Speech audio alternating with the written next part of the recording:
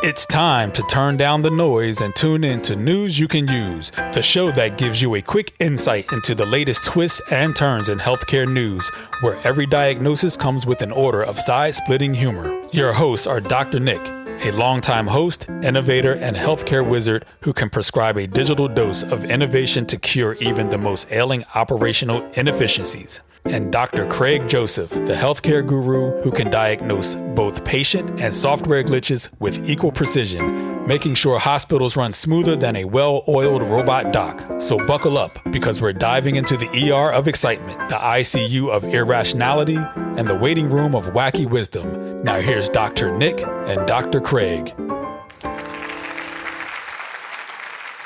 Welcome to the month of June. I'm Dr. Nick. And I'm Dr. Craig.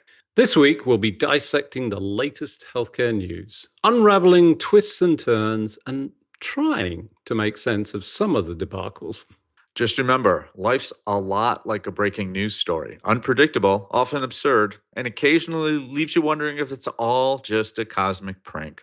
And in the category of cosmic pranks this week, we're focusing on the concept of tracking everyone with a monitor, a continuous glucose monitor, and another exit from healthcare. And we dive into the presumed death of primary care and beyond, reducing the pre-authorization burden, and AHIP's new focus on thimerosal. But first off this week, we have an AI review moratorium that was in the reconciliation bill, but has now been taken out. Good news, I think, right? Well, yes. Okay, moving on. No, seriously.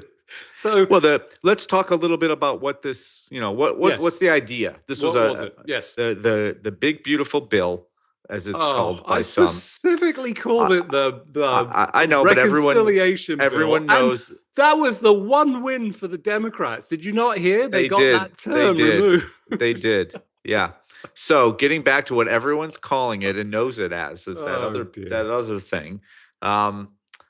Should the federal government make a law that says that states can't regulate AI companies? That's really that's the gist of it. Underline can't, because that's actually the odd thing about this. You would think maybe actually regulate versus not, but no, it was cannot. And it was for a 10-year period, right? 10 years with no oversight, a wild west for artificial intelligence, which, let's be clear, we've certainly talked about on this podcast. There's plenty of examples of this technology not actually delivering value and benefit. So we've seen a couple of states. I know California's one. I think Colorado might be the other one that introduced some legislation. Could be wrong. Could be New York. But that was going to supersede their regulation and prevent any kind of oversight. But it's been removed. But your pause was because... Well, I too much of a good thing is a bad thing. And this, yeah, right. Overall, I'm in favor of reasonable oversight of technology. For sure, of course. Who isn't? Your car is just a computer on wheels, and if we can't regulate some things and make sure that they're doing what they say they're doing and that they're safe, that the benefits outweigh the risks, then we're in trouble. Wow. So I agree I with actually thought your pause was because it's okay. So it went through one of the houses. Now it's back in the other. Well, who knows what will happen? 100%. It's bouncing back and forth, and who knows where it's going to be. But a surprisingly eloquent and thoughtful answer from you. I wouldn't call it thoughtful nor eloquent, but surprising maybe. Yeah. Yes, exactly. I think that I get it. I understand that there should be there should be certain rules that are at the federal level versus the state level. This is what happens when California makes much higher requirements for cars than the feds. Yeah, God, did I suffer for that when I moved there? It's got pros and cons, and that's all I'm acknowledging. I don't feel strongly one way or the other. You're entitled to acknowledge it because you're American. I arrived in this country and decided that it wasn't a country, but actually 51 of them, not least of all because of the number of driving tests I took as I moved from states to state. And I know people say, well, no, they're equitable. Well, actually, it turned out they weren't. And California was one of them where oh, no, you got to do the test again. And because I'd been such a short period of time owning this license, I was forced to do it twice in New York. And then, to be clear, I passed them. 7 tests total in my life. Wow. That's not states though. There's some other countries involved. But anyway. Wow. I think I've done 1. Well, I that just, allows for my claim that I'm a fantastic driver because you're or that you're so questionable you've had to be tested multiple times, whereas I passed it once when I was 16 and I'm done. Right. All right, so moving on, it looks like we've got a push by the administration to say, let's track everybody. I think the sort of push here was to put CGMs, continuous glucose monitors, which, to be clear, I've used them. I think they're fascinating. They provide some insight, but without some oversight and, also with some clinical indication, there's a lot of question as to the value. And before I ask you what your thoughts are, let me tell you my recent story. So I wear a ring that tracks things, and I do it for exercise. It's great because it tracks sleep, but I've also taken to this new heart monitor that I think I've talked about. It focuses on heart rate variability, but it's highly accurate. It's, I don't know that it's clinically valid, but it's used in a lot of sports settings with professional athletes. And I kicked them both off because I'm curious about the output. And it was the comparison between one and the other that showed my pulse was up at 120, I think, with my ring. And the accurate strap was, hovering around 70. We hadn't started, to be clear.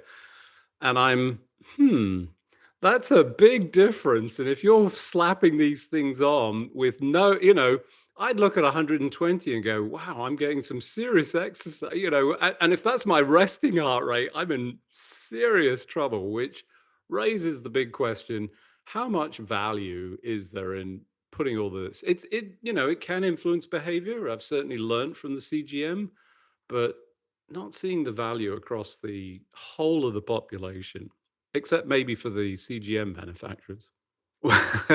Or for diabetics.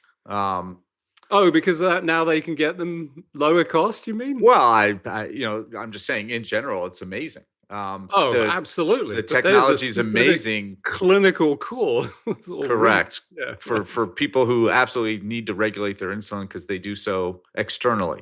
For those of us who have functioning pancreas, it can be helpful to know, wow, when I had that one cookie, look what happened to my blood sugar versus when I had those, I'm struggling here, carrots. So something, I guess what I'm saying is I've never tried one of these, but I certainly understand from like just calorie tracking that some things that you don't even think about because they're small and infrequent really can affect you in a bigger way. And if it points those things out, I think that's great. So the way you did it actually makes sense to me. Hey, I'm going to try this thing for 2 weeks. I might learn some lessons. It might tell me that I can't have any more dessert, but I'm still going to have dessert, but I'm going to understand what it does to me, and I'm going to do it a little less frequently. And that's a good thing. Mm-hmm. I don't think that anyone needs to. How long do you need before you've figured out that that's the outcome, right? I don't need it for 6 months. I don't need it for a year to tell me the same stories and help me learn the same lessons I've already learned. And to be clear, whilst it's not a huge deal, I mean, it's a fine needle. I can say it doesn't really hurt. It's a little bit irritating because it makes washing in the shower difficult because you can catch it as you're, rubbing on that back of the arm, and it's inconvenient. And the one that I had had an 8-hour buffer, which meant that at nighttime I had to make sure I synced it, otherwise I lost data, which I'm just going, who could you have not put in maybe 12 hours even. I mean, I know I'm lucky when I get more than 8 hours, but it happened and then I was frustrated. So when I wear the thing, I don't sleep very well. So terrible, terrible. Well, staying on the government, we've seen a change in the AHIP makeup, and they came out with some new guidance, right? And that was on an additive that's sometimes used, not all the time. It's really only for multi-dose, I think, is the primary use case, because if you have a single dose, you don't need the preservative. It's a preservative, right? That is correct. Yeah. And I think it's ACIP, not AHIP. That's a Oh, different is thing. it? Oh, Yeah, the okay. Advisory Committee on Oh, Immunization Practices. yeah. But this is the panel of 15 or 20 experts. I don't think it's that many at the moment, but go on. Some number of experts. It used to be that many. And they used to be experts who give recommendations to the CDC about what vaccines, Right. how they should be formulated and when they should be given and those kinds of things. And then the CDC generally accepts those recommendations or sometimes tweaks them, goes back and forth. They're not required to, but they usually do. Thimerosal is a preservative, a mercury-based preservative. By the way, can I just say thanks for saying it, because I have real problems with saying it. No. Well, the problem, how I avoided it. Here, Dr. Nick, the problem is that I'm a pediatrician, so I know how to say it. And the reason I know how to say it is because we've been talking about it for 30 years. All right? We've been talking about thimerosal for 30 years, and the science continues to say the same thing, that at the tiny levels that this is in, some vaccines, not all, by far not all, very few actually at this point, it's never been shown to be harmful in any way, and yet now we're going to be talking about it again. And back in the day, I'm just remembering when this all was in the late '90s and early aughts.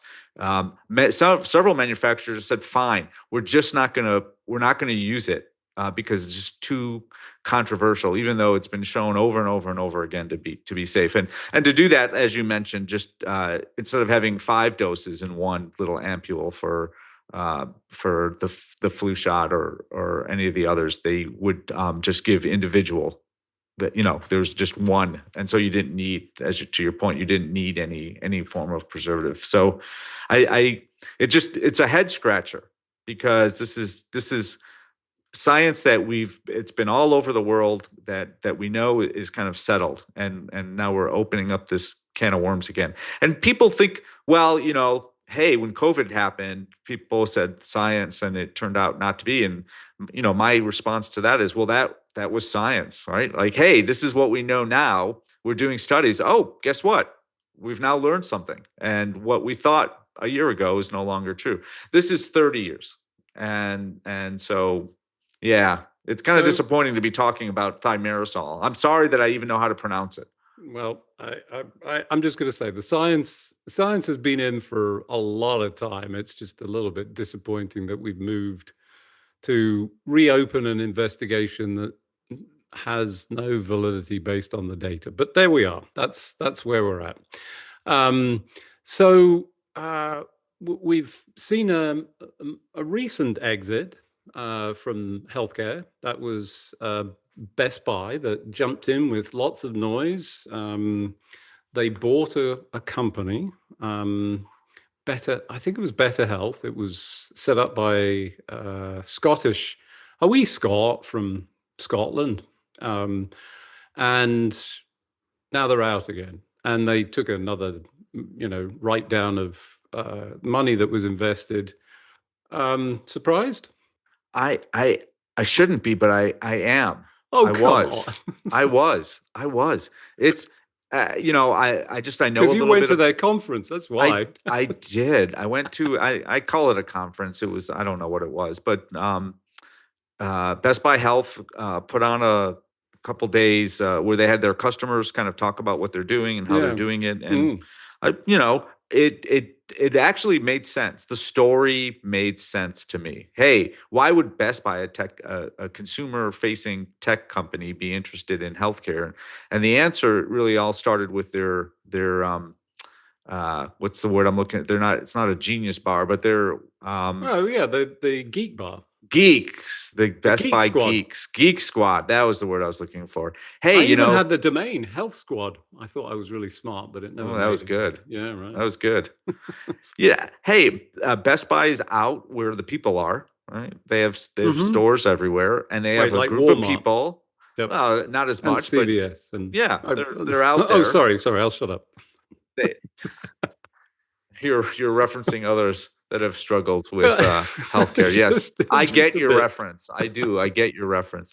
Unlike Walmart and unlike CVS, these are people who know how to go out to your house and at the very least, install technology, right? Which is not straightforward because I got to get your internet to work with your cable provider, and I've got, you don't have an outlet, and so so they have to understand the building codes and other things. And so you sound like my own personal tech support line that I am for my family. They had experience out in the world with the people. You don't just go to Best Buy. Best Buy comes to you. So it did make sense, and I thought that they were different, and they are, except that they're the same in that it's hard to make money in healthcare in the U.S. Right? That message is over and over again. I'm going to abbreviate that and say it's not just hard to make. I think healthcare is hard in this country because it is so complicated, and there are so many vested interests that you pull on one thread and there's somebody crying, no, don't.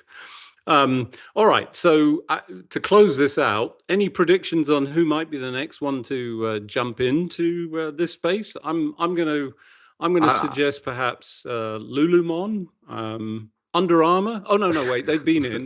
They've already Estee Lauder. Oh, Sephora, that's the one. I'm withholding all content or comment. Because you've got investments out there. I don't. I don't. I would have predicted if I could have invested in Best Buy Health, or I think and if I had the money to do it, I probably would have done it. I believed that story. And okay, so listeners, there is your indicator. Do not take financial advice. Yeah, don't take it, and also don't give me money and ask me to invest it on your behalf. It will not turn out well often. All right, so story that I think both of us. It resonated with me. That's why it really stood out. It was Dr. Jane from his talk that I think the title was the death of primary care. For those of you that haven't read it, I'll put it in the show post if you haven't seen it. Absolutely worth a read. The premise, what used to be the case for primary care is now disappearing. There is no longer the opportunity for physicians to do this sort of, I'm going to call it generalized activity, but it's not. I mean, I don't think that these folks are,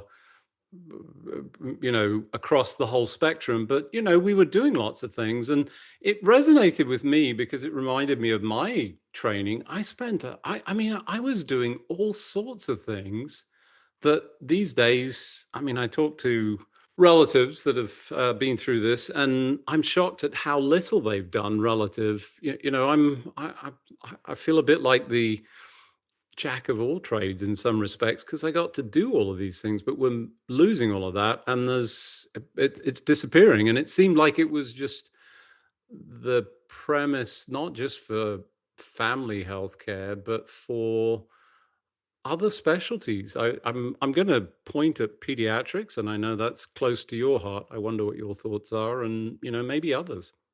It's it's sad. I did primary care pediatrics for a while, and I'm not a family doc, and so I was trained as a medical student in OB-GYN, but I never, as a resident, wanted to or learned how to be really good at delivering babies. And yet still, when as a primary care pediatrician, I thought, boy, it's almost impossible for me to know what I'm supposed to know about kids. And I only see kids.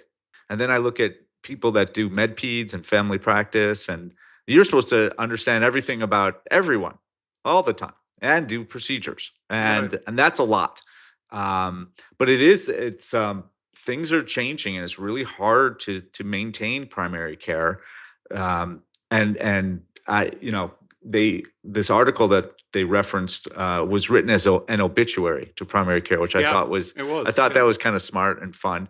And then it said, primary care doctors are being are survived by, and they said something like nurse practitioners and maybe AI robots. But what they didn't mention was concierge medicine, Mm.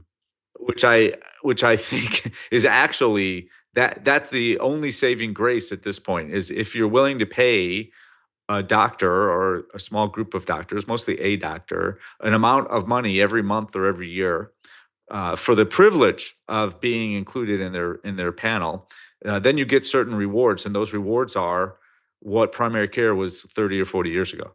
Right? It's your doctor. You see them. They always have availability to see you, if not the same day, certainly not in weeks, which is what you get oftentimes nowadays. And so, but you have to pay, and I get it. If I were on the primary care practice side now, I get it. That lets me dedicate time to you. So I'm not having to have these large panels of patients. And what that means is I'm going to have downtime too, because I'm going to be waiting for your call. And if I don't get it, that's pretty good for me. But I mean, let's explore that a little bit, because what that tells me is that this is a financial issue. It's because they can't make a decent living. That's part of the decline, even in the medical schools that are now offering um, uh, free to train as a physician because of sponsorship by whoever. We don't see a massive uptick in physicians saying, I want to do family practice. And in fact, you see the complete opposite, sadly. And what you're saying is, if you supplement that or create a financial income that is appropriate for the experience and whatever, you can then access it. So then the question in my mind is, can we not show the value to be able to pay these folks appropriately, so that then there is an attraction and we see more of those folks? Or is that just, is there no ROI in this? I strongly believe there has to be, because that's where all the preventative activities take place, and you actually spend the time with the people. That's what they want. I think there are plenty of studies that show that there's not only healthcare, not only quality return on investment, but there's actually financial return on Right. investment. Yet, the answer to your question is no. No one seems to. Is the evidence there? I would argue yes.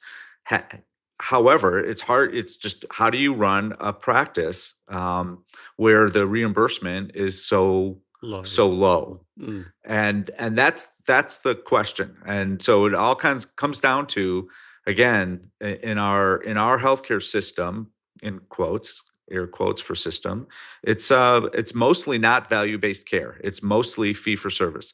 If I see you, I charge you amount of money. If I don't see you, I don't charge you. If you call me, it's generally me giving you advice over the phone with no reimbursement. And that's the system that we continue to cling to.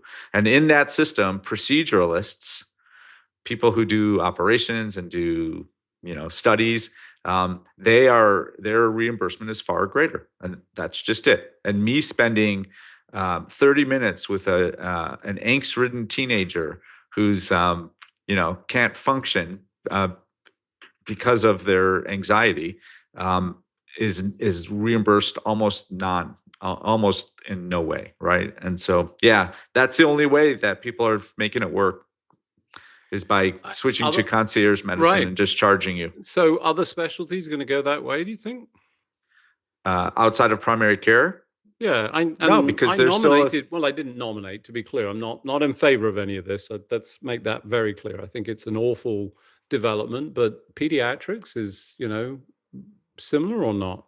Oh yeah, 100%. So another one. I think internal medicine, pediatrics, and family practice. Those are the big three primary cares. Maybe gynecology you throw in there, maybe. But otherwise, they're just, they're docs that, hey, you go to your urologist because you have a specific problem. They either fix your problem or they don't, and then you move on. So how many babies have you delivered then? Oh, I haven't delivered a baby since medical school. No, but when you did you keep count? No? Probably 15 or 20 in my life. But again, as a medical student, yeah, no, that was not something that was. Well, I did my own 3. I delivered my 3. It's always a shock to people when they discovered that. I'm shocked. Yeah. Well, I knew you would be. That's why I thought I'd tell you right at the end, because unfortunately we've found ourselves at the end of another episode exploring healthcare's mysteries before they become your emergencies. Until next time, I'm Dr. Nick. And I'm Dr. Craig.